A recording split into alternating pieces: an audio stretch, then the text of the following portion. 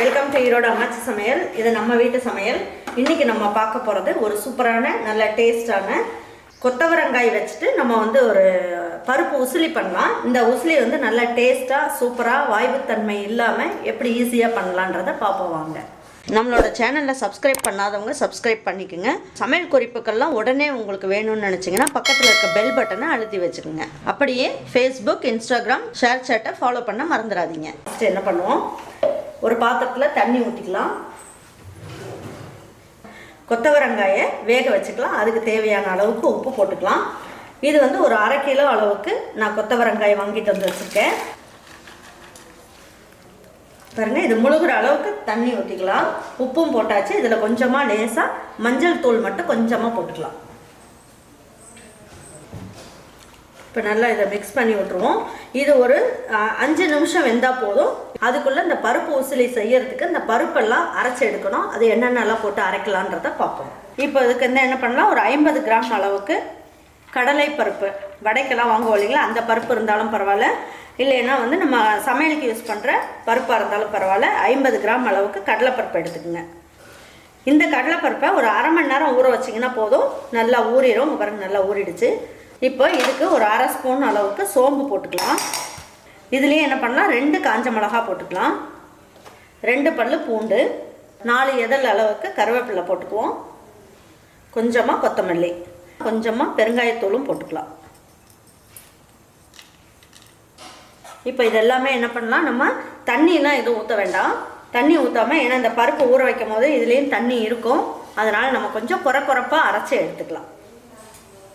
பாருங்க, இப்போ எடுத்து பார்க்கலாம். பாருங்க, இந்த அளவுக்கு ஒரு மாதிரி குறைப்பாகவே அரைச்சி எடுத்துக்கோங்க. கொத்தவரங்காய் நல்லா வெந்துருச்சு. இப்போ இதை எடுத்து என்ன பண்ணலாம், ஒரு வடியில் இந்த மாதிரி வடிச்சுக்கலாம்.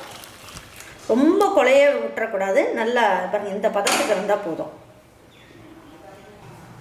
இப்போ இந்த மாதிரி தண்ணியை வடிச்சிட்டு செய்கிறதுனால இந்த வாய்வு தன்மையும் இருக்காது. உப்பு போட்டு வேக வச்சதுனால இதுக்குள்ளெல்லாம் உப்பு உரைச்சிட்டு நம்ம காயை எடுத்து சாப்பிடும் போது நல்ல டேஸ்ட்டாக இருக்கும். இப்போ இதுக்கு தேவையான அளவுக்கு 2 டேபிள் ஸ்பூன் அளவுக்கு எண்ணெய் ஊற்றிக்கிங்க. 1/2 ஸ்பூன் அளவுக்கு கடுகும், 1/2 ஸ்பூன் அளவுக்கு முழு உளுந்தும் போட்டிருக்கேன். பாருங்கள், இதில் ஒரு இனுக்கு கருவேப்பிலை எடுத்து வச்சுருக்கேன். இதையும் போட்டுக்கலாம். பொடியாக நறுக்கின பெரிய வெங்காயம், ஒரு வெங்காயம் எடுத்து பொடியாக நறுக்கி போட்டுக்கலாம். இதுலேயே ஒரு 2 பிஞ்ச் அளவுக்கு ஜீரகமும் போட்டுக்கலாம்.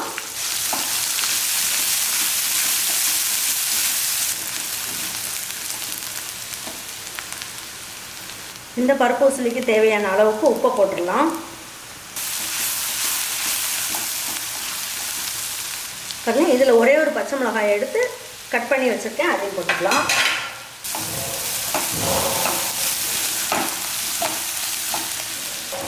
காய்க்கு தேவையான அளவுக்கு மஞ்சள் தூள்,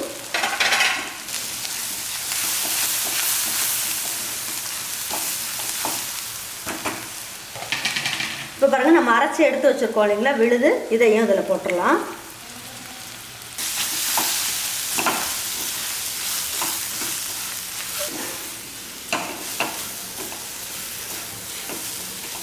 பாருங்கள், இந்த அளவுக்கு இந்த உசிலிக்கு பருப்பு வந்து வெந்தால் போதும்.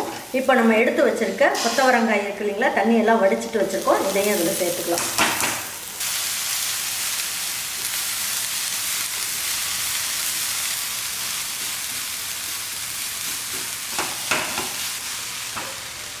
இப்போ என்ன பண்ணலாம், ஒரு 2 டேபிள் ஸ்பூன் அளவுக்கு தேங்காய் துருவல் எடுத்து வச்சுருக்கேன், இதையும் போட்டுக்கலாம்.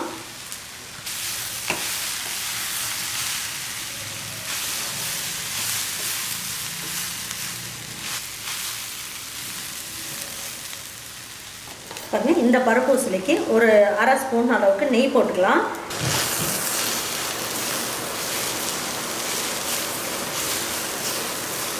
இப்போ ஸ்லோ ஃப்ளேமில் வச்சுட்டு ஒரு 2 நிமிஷம் தட்டை வச்சு மூடி வைங்க. அதுக்கப்புறம் எப்படி இருக்குன்னு பார்ப்போம்.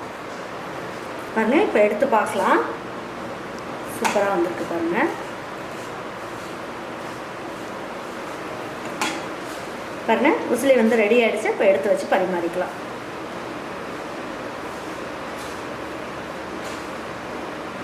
இதே மாதிரி ஒரு பருப்பு உசிலியை உங்கள் வீட்டில் இருக்க பிள்ளைங்களுக்கெல்லாம் செஞ்சு கொடுங்க. கொத்தவரங்காய் பிடிக்காது அப்படின்ற பிள்ளைங்க கூட இனிமேல் எனக்கு இதில் பருப்பு உசிலி செஞ்சு கொடுங்கன்னு சொல்லி கேட்டு வாங்கி சாப்பிடுவாங்க. அந்த அளவுக்கு டேஸ்ட்டு சூப்பராக இருக்கும். ரொம்ப ஈஸியாகவும் செஞ்சிடலாம். இதை எல்லாம் வீட்டில் இருக்கவங்களாம் செஞ்சு கொடுத்துட்டு அவங்களுக்குலாம் பிடிச்சிருந்ததுன்னா லைக் பண்ணுங்கள், ஷேர் பண்ணுங்கள், சப்ஸ்கிரைப் பண்ணுங்கள், மறந்துடாமல் கமெண்ட்ஸ் பண்ணுங்கள். தேங்க்யூ ஃபார் வாட்சிங் ஈரோடு அம்மாச்சி சமையல். தேங்க்யூ.